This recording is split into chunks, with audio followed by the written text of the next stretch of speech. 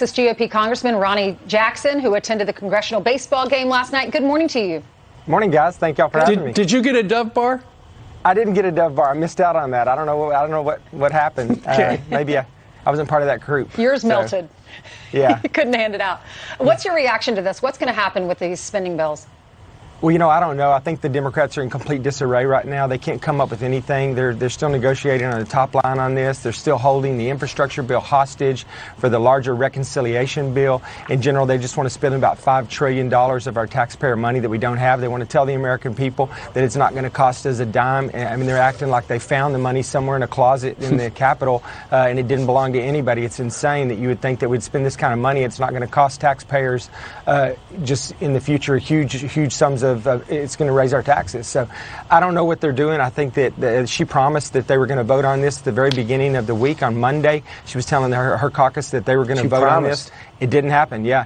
And here we are. It's Thursday. It's the last day that we're in session here. We're about to be done and it's still not here. I keep on thinking, remember that Harold Ford says, and he's a Democrat, why don't Democrats take the win?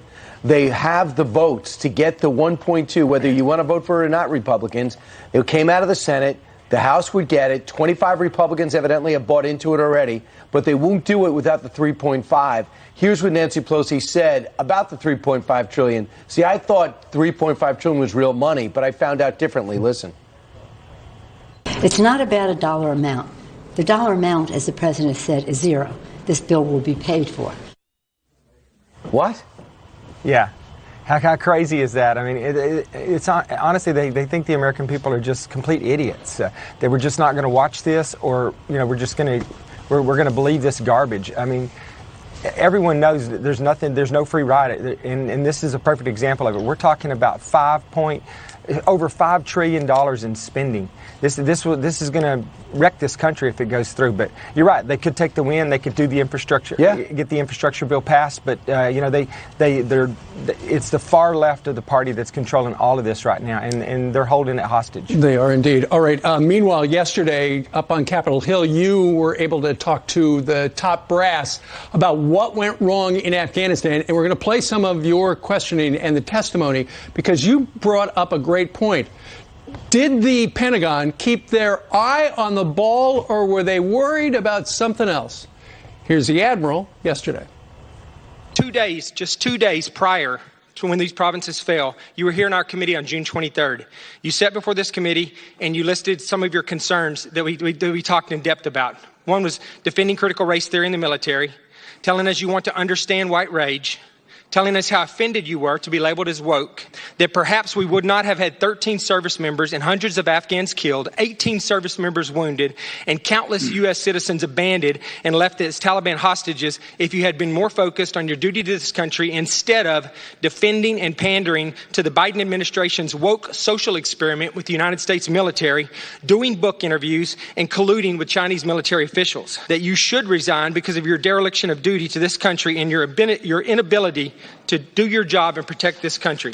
General Milley, will you now resign? I serve at the pleasure of the president, Mr. Jackson. So, in other words, the president would have to ask him. Yeah, if the president was doing his job right now, General Milley wouldn't be in that role right now because he does need to resign. He and Secretary Austin are both that need to be held accountable for what's going on there. I mean, other people as well. We have State Department issues, but I'm so tired of people in the military at this level accepting zero responsibility for anything that goes wrong. It's like they're untouchable. And they have to step up to the plate and acknowledge that they made some serious mistakes and people got killed in the process. And our country's in a much worse position now than it was before this started. So I'm just, I've been in the Armed Services Committee and I'm on Foreign Affairs as well. All we talk about are issues that don't have anything to do with our national security. And I really do think they haven't had their eye on the ball. We've been talking about all these other issues. While we don't talk about China, we don't talk about Russia, we didn't talk about the withdrawal from Afghanistan. All of these things are being ignored because everybody is pandering to the Biden administration and their social agenda. And we shouldn't be doing that in the United States military. That's not our job. It's infecting the academies, too. So the next generation of warfighters are thinking more about woke policies. And real quick, there is somebody paying the price. Lieutenant Colonel Scheller, he's in jail for speaking up and saying what you guys were saying to the generals yesterday. He did it and resigned, and they put him in jail and gave him a 650,000-page indictment. Think about that, the audacity to sit in front of you knowing that he jailed a Marine colonel because he wanted accountability. So, and he knew the questions were going to come. They didn't care.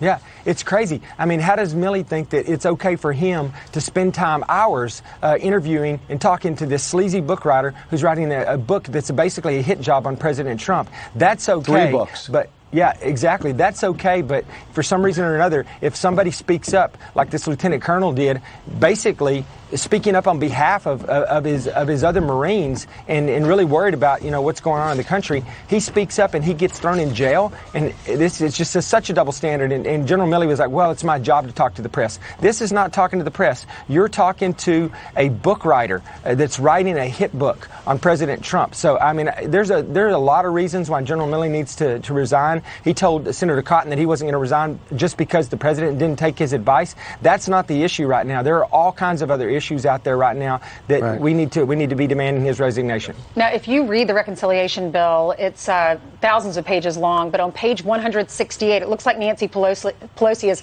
quietly tucked something in that might be concerning to our viewers. It's the vaccine mandate, and they're saying on this page $70,000 in fines for serious infractions and $700,000 for willful or repeated violations.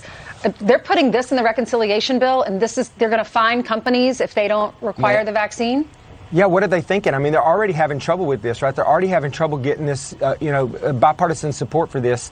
Now they're going to put something else that's highly controversial in there. I don't understand what they do, but it's all another effort for them to control our lives. It really is. And this would just devastate our economy right now. We already are having an issue with doctors and teachers and people working in restaurants, and we can't find enough employees. Now we're going to cops. Now we're going to go around. We're going to start firing, and in the military as well. We're going to go around, start dismissing and firing these people. Who's going to do these jobs? Some of these jobs are highly skilled jobs that you can't just roll somebody else in.